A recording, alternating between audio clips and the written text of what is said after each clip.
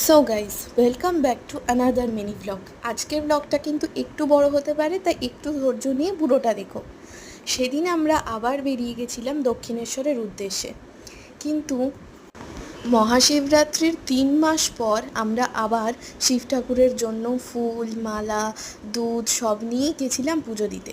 আর দক্ষিণেশ্বরে আসবো অথচ মাথায় এটা কপালে এটা করবো না, সেটা কিন্তু হতেই পারে না। কিন্তু হয়তো সেদিন সত্যিই আমাদের ভাগ্যে অন্য কিছুই লেখা ছিল। দক্ষিণেশ্বরে মা ভবতারিণীর মন্দিরই কিন্তু রোজ খোলা থাকে এবং দর্শনার্থীদের জন্য, কিন্তু শিব ঠাকুরের মন্দির কিন্তু রোজ খোলা থাকে না, শুধুমাত্র মহাশিবরাত্রির দিনই খোলা থাকে। আমরা গঙ্গায় চলে গেছিলাম গঙ্গা জল নিতে, সমস্ত কিছু নিয়েই আমরা যখন মন্দির এলাকায় ঢুকলাম তখনই শুনতে পেলাম শিব ঠাকুরের মন্দিরে দুধ জল বা আমাদের পুজো দেওয়া কিন্তু রোজ দিনের অ্যালাউড নেই, কারণ রানী রাসমণির প্রাইভেট প্রপার্টি ওটা। ভালো লাগলে সাবস্ক্রাইব।